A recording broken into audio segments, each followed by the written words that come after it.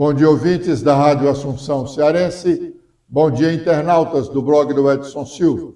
Estamos começando agora o nosso programa, o blog do Edson Silva, da Rádio Assunção Cearense. O encontro do PDT de sexta-feira no Rio de Janeiro indicou claramente que o senador Cid Gomes não é um bom quadro para a agremiação. No nosso blog já está lá registrado que qualquer um outro político achincalhado como está sendo o senador Cid Gomes pela direção nacional do PDT já teria deixado o partido, principalmente se saindo, nada poderá sofrer em relação à questão da lei da fidelidade partidária, pois o detentor de mandato majoritário, senador está na relação de majoritários, não é alcançado pela lei da fidelidade partidária, caso o senador decida trocar de partido ou mesmo ficar sem filiação. O PDT nacional prefere indicar um interventor para o Ceará, para comandar o partido, do que ter Cid à frente da agremiação, como ficou definido no encontro de sexta-feira no Rio de Janeiro, na direção central da agremiação. É muito pequeno o motivo que o prende o PDT. É muito pequeno o motivo que prende o senador Cid Gomes ao PDT hoje.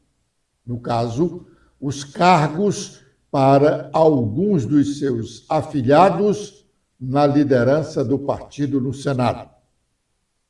É lamentável e deprimente o momento que experimenta o PDT cearense. Cid perdeu o respeito que conquistou ao longo dos últimos anos como líder político do Ceará.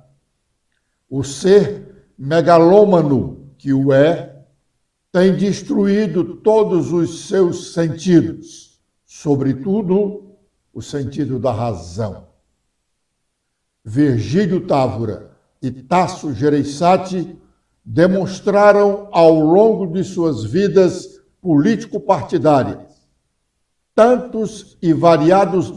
com tantos e variados defeitos, mas nenhum deles capaz de destruir a imagem que os mantém até hoje como os dois principais líderes políticos do Ceará.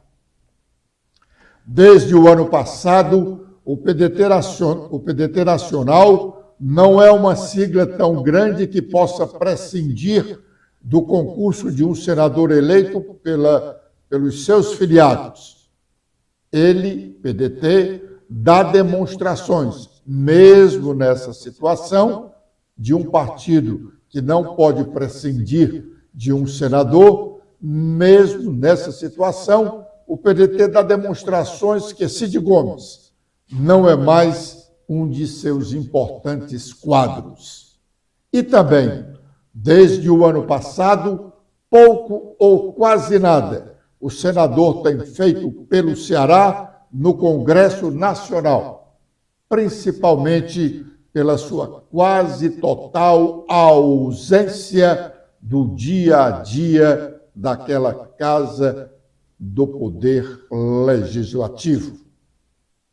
Cid tem comparecido às sessões do Senado, como deveria, e também por ser um líder de partido. Melhor, Cid não tem comparecido às sessões do Senado, como deveria, e também por ser um líder do partido. Cid não tem um grande discurso registrado que justifique o seu mandato de senador.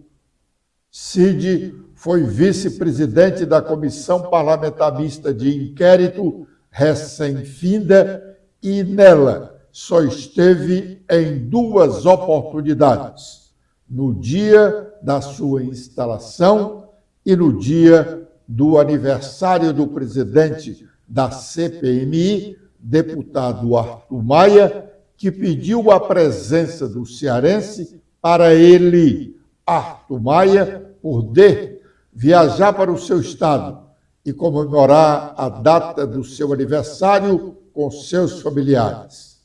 No dia do encerramento da CPMI, à exceção de Cid, todos os demais integrantes do colegiado lá estavam. O senador parece estar desinteressado do mandato. A propósito, agora mesmo o Tribunal Regional Eleitoral faz uma sessão ordinária para examinar um processo de autoria do deputado estadual Evandro Leitão, que alega ter uma carta de anuência para deixar o PDT, mas a direção nacional contesta essa carta de anuência e os juízes do Tribunal Regional Eleitoral estão começando a examinar esse processo, depois da sustentação oral feita pelo advogado de Evandro e pelo advogado da direção nacional do PDT, que chamou Evandro já em mais de uma oportunidade de traidor e trânsfuga. Nós voltaremos a falar sobre essa sessão do Tribunal Regional Eleitoral. O PSDB cearense faz sua convenção estadual hoje para eleger e empossar como presidente do partido Elcio Batista, atualmente vice-prefeito de Fortaleza. A convenção acontecerá no início da noite no Hotel Marinas. Na coluna do jornalista do jornal O Globo, ele fala de uma mudança no governo, do Ministério do Governo Lula a partir do próximo ano. E a coluna é do jornalista Lauro Jardim. Ele fala na mudança do Ministério do presidente Lula a partir do próximo ano e cita como um dos ministros que pode deixar o ministério o cearense Camilo Santana. Também na coluna do Lauro Jardim, ele diz, fazendo referência ao encontro nacional do PDT da última sexta-feira, ele diz textualmente na sua coluna: além do quase MMA entre os irmãos Cid e Ciro Gomes, a luta corporal, né, do MMA, a reunião da executiva nacional do PDT no Rio de Janeiro, que aprovou a intervenção do Diretório do Ceará, foi palco de outra contenda. Opôs Cid e a ex-deputada Juliana Brizola, secretária de Relações Internacionais do PDT, que se retirou do local aos prantos. Assim que votou pela intervenção, Cid se levantou, dedo em riste, próximo dela, e gritou: o seu avô, Leonel Brizola, se reviraria no túmulo. Você não representa a sua memória, disse o senador para a neta de Brizola. Juliana, continua a coluna de Lauro Jardim. Juliana antes de ser retirada da sala por aliados, chorando, respondeu: estou defendendo o partido que era tudo para meu avô. Em meio à confusão, as mulheres se levantaram aos gritos de machismo. Mais uma negativa para o senador cearense Cid Gomes. O presidente da Comissão de Constituição e Justiça do Senado, Davi Alcolumbre, quer votar na comissão na segunda semana de novembro, mês que começa depois de amanhã, a reforma tributária. Amanda. Olá, Edson. Olá, internautas do blog do Edson Silva. Para hoje, o Senado destaca que Eduardo Braga, do MDB, apresentou à Comissão de Constituição e Justiça, na quarta-feira, seu relatório sobre a reforma tributária, com um texto alternativo à proposição inicial. O presidente da CCJ, Davi Alcolumbre, concedeu vista coletiva para os demais senadores analisarem o conteúdo antes da discussão e da votação no colegiado, ambas previstas para o dia 7 de novembro, às 9 da manhã. Segundo Davi, um acordo com as lideranças partidárias e com o presidente do Senado, Rodrigo Pacheco, busca devolver a PEC à Câmara dos Deputados até o dia 10 de novembro. Alcolumbre também fala que a semana dos dias 7, 8 e 9 de novembro será uma semana decisiva para o Senado. Precisaríamos ter um tempo adequado para devolver a matéria à Câmara dos Deputados.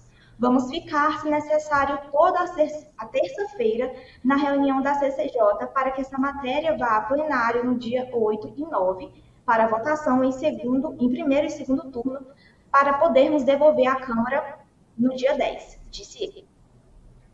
O prefeito de Maracanaú, Roberto Pessoa, na última sexta-feira à noite, foi homenageado na Assembleia Legislativa Cearense com uma sessão solene para comemorar os seus 80 anos já completados há alguns meses e também comemorar 60 anos de sua empresa na área da avicultura. Roberto Pessoa, no discurso de agradecimento, ressaltou as riquezas do Nordeste brasileiro e a importância da Embrapa para o agronegócio do nosso país. Vamos ouvir parte do que ele disse. Ninguém sabia nem que era avicultura. Há 60 anos atrás não tinha um veterinário especializado. O Militão não era veterinário ainda especializado. A Faculdade de Veterinária, daqui dois fundadores, o Sérgio e o Militão, fundador da Faculdade de Veterinária do Estado do Ceará, da UES, na rua Princesa Isabel. Não é isso, Sérgio? Princesa Isabel? É. Foi bem, então eu ia lá na defesa de mal, tragar as galinhas, eu comprei um livreto do J. Reis. Eu abri a galinha, a moela, a tripa, para poder saber as doenças, olhando para o livro e aprendendo. Então, aprendi com sangue, com suor, entendeu? Sofri muito, pioneiro sofre demais. Ainda tinha o seguinte, eu comer galinha de grande não tem gosto não, era assim, a carne velha branca, não tem gosto não, entendeu? Aí eu criei o Canto do Galeto, primeira loja de vender frango no estado do Ceará, na rua Avenida Santos Dumont, esquina com 25 de março. Quem é mais velho aqui já comprou. Os natais meus, Dona Mazé, sofria muito. Natal e dia de ano, eu passava vendendo frango assado. Aí eu ganhava muito dinheiro, porque eu ficava até 1 da manhã. Chegava no Réveillon, depois de 1 da manhã. Porque eu vendia e entregava os frangos. Foi a primeira máquina do Ceará a entrar, que o senhor chama... televisão de cachorro. Foi a minha, entendeu? Comprei essa máquina usada em São Paulo, usada, e trouxe. Então é uma história de vida, pessoal, de muita resistência, entendeu? Eu tinha um Volkswagenzinho, eu entregava frango no Fusquinha, em cima daquela bagageirazinha, eu entregava. Porque, na verdade, o meu sucesso é o seguinte, um dos sucessos, eu nunca dei lucro a fabricante de ração. Com 500 pintos, eu fabricava minha ração. Era um tanque com uma pá de bico e misturava a ração. Porque o que eu pensei? A ração é 70% dos custos do frango. Como é que eu vou dar lucro, Arthur? Um cabo de 70%. Então eu fiz a minha ração. Não é, meu? E também nunca dei lucro também para atravessador, não. Eu entregava o frango ao consumidor. Eu era muito gastador, né? Ainda sou, por isso, mas eu tinha condição de ganhar dinheiro, porque eu fazia a minha economia dessa maneira. Então, quando o cabo está com 80 anos, com 60 anos, tem que explicar as coisas, até a terceira geração, que é meu neto, que estão aqui presente. Viu, bicho? Tu que é louro aí, que é meu neto, eu sofri. Né? Bem, como nós havíamos informado, o Tribunal Regional Eleitoral está reunido agora e já decidiu a questão provocada pelo deputado Evandro Leitão para sair do PDT.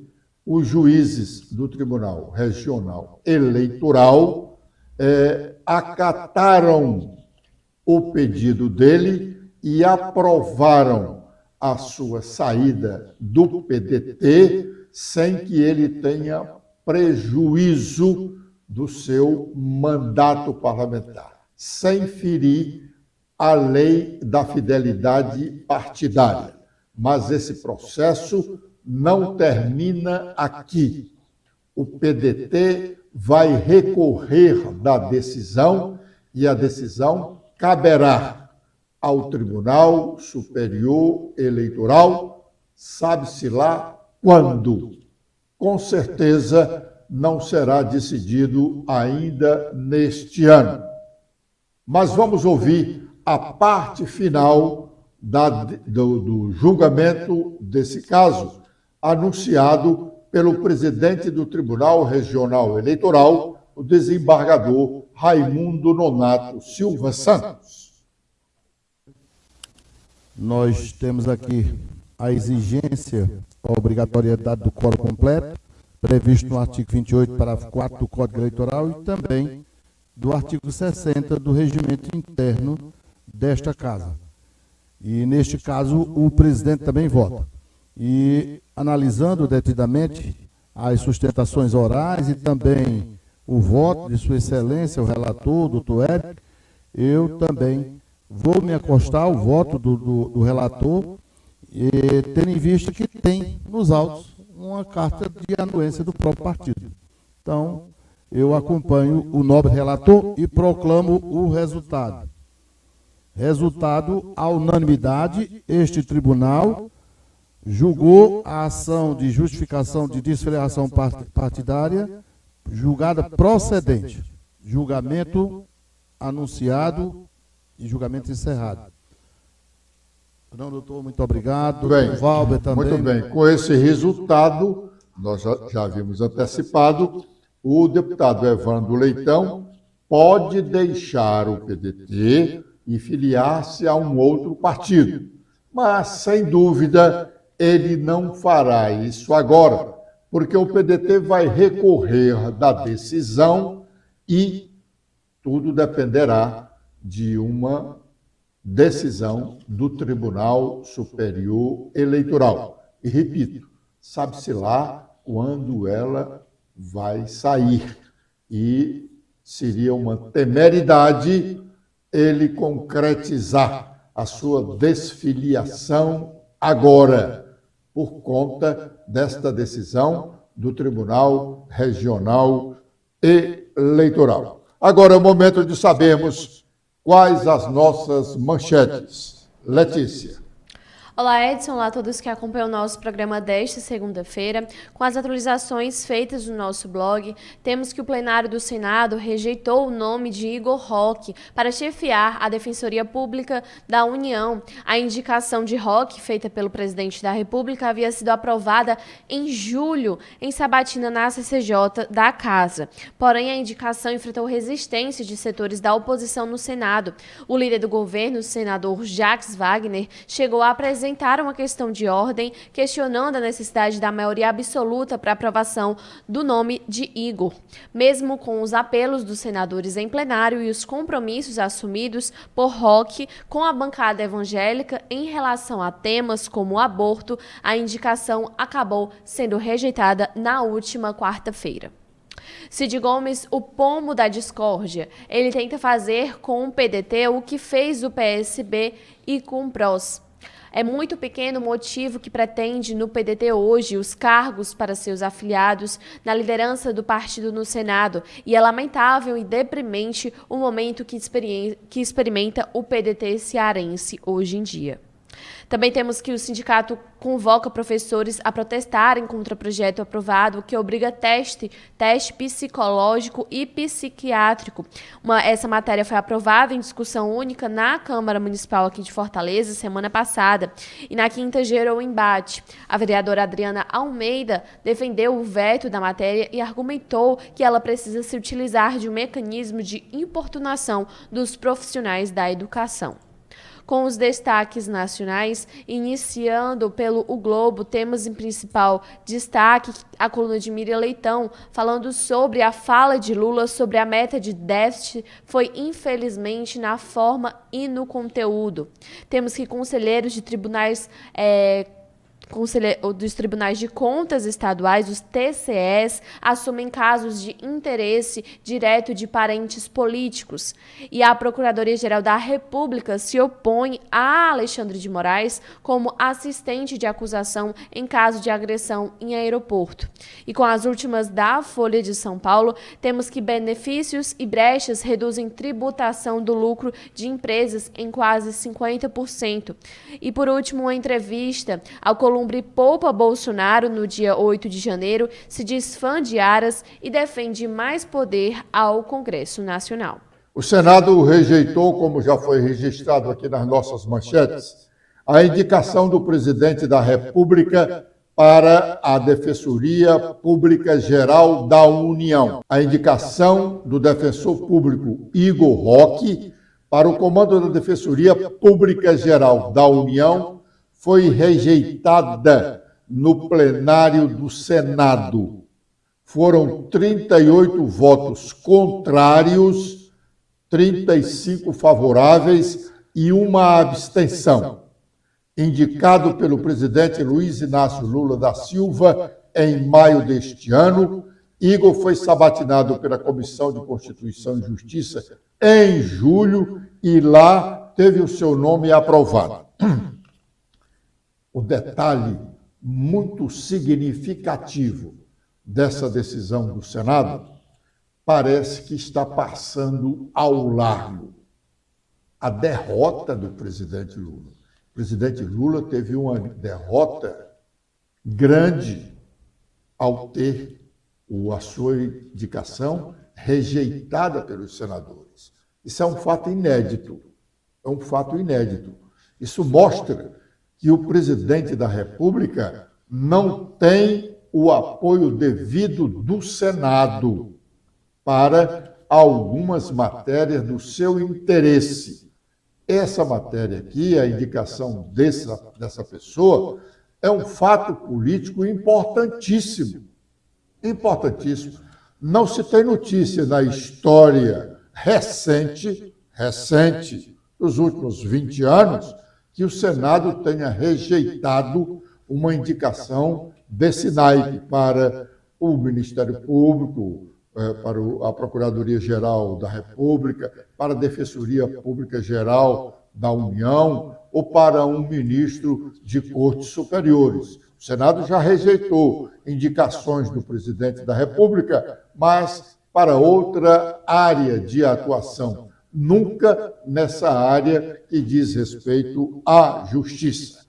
Roberto Cláudio, vez ou outra, tem ido às redes sociais para fazer comentários críticos sobre a administração estadual. A última manifestação foi relacionada à segurança pública. De fato, é crítico o quadro da segurança no estado do Ceará. preocupa a todos os cearenses, principalmente pelo fato de termos conhecimento de situações muito desagradáveis nesta área da segurança pública no Rio de Janeiro e no estado da Bahia. Vamos ouvir parte do que disse Roberto Cláudio. Oi, pessoal. Trato hoje de um assunto sério, delicado e muito preocupante, que é a violência. 2 fatos acontecidos essa semana aqui no Ceará demonstram como o assunto está sério no nosso estado. O primeiro delas é a informação publicada, trágica, de que a cada 38 horas uma criança ou um adolescente é assassinado aqui no Ceará. A segunda delas, o dramático evento ocorrido na Areninha do Conjunto João Paulo, no Barroso. Exatamente no Areninha, um espaço de vida, de proteção da juventude, de prevenção da violência. 4 jovens foram alvejados e um tragicamente foi a óbito. O que é mais grave é que ao longo desse ano, essa guerra territorial entre as facções tem aumentado de frequência e agressividade. E o que é pior, sem uma resposta efetiva e contundente do governo do estado. É preciso começar, inclusive, por uma mudança de atitude do próprio governador. Está claro que ao longo desse ano houve um distanciamento deliberado do governador das crises da segurança pública. Uma reação que mistura uma apatia com a ausência pessoal mesmo nesses momentos mais delicados. E é exatamente nesses momentos em que o papel da liderança, de coragem, de envolvimento pessoal e de empatia se faz mais importante ainda. Fundamental para confortar a população, fundamental para estimular, incentivar as tropas da segurança pública, mas fundamental também para inspirar e mobilizar inovações e novas parcerias institucionais. Quem ouve o discurso oficial do governo percebe que sempre o governo está na defensiva. E o mais grave, parece que o Ceará está seguro e que a segurança não é a pauta prioritária do momento. Olha o que está acontecendo agora no Rio de Janeiro. Um estado que está se rendendo literalmente ao crime organizado, trágica e infelizmente. O Rio de Janeiro de hoje tem sua autoestima, a sua imagem e a sua economia sendo corroídas pelo poder do crime organizado. E foi exatamente a apatia e o conformismo do Estado que deram espaço para o crescimento do crime organizado lá no Rio de Janeiro. Pois bem, é preciso que o governo do Estado abra os olhos para o bem do Ceará e que reaja à altura e com senso de urgência, para o que acontece hoje no Rio de Janeiro não venha acontecer aqui no Ceará amanhã. Bom, Roberto Cláudio é adversário político do governador Eumano de Freitas. Não estivéssemos experimentando essa situação uma situação muito delicada aqui no estado do Ceará, poderíamos dizer que esse era um discurso político.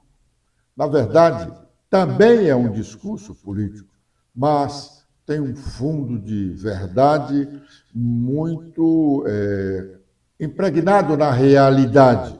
Nós, em várias outras oportunidades, já fizemos aqui observações com relação à precariedade do Serviço de Segurança do Estado do Ceará para combater o crime, sobretudo o organizado, e dar uma certa tranquilidade à nossa população. É lamentável. Mas com essa observação, nós estamos encerrando o nosso programa de hoje, agradecendo a honrosa audiência dos ouvintes da Rádio Assunção Cearense e internautas do blog do Edson Silva, prometendo estar de volta amanhã com a proteção de Deus a partir das 11h45. Letícia. Eu também faço meus agradecimentos a todos que acompanharam o nosso programa de hoje. Espero revê-los amanhã. Até lá!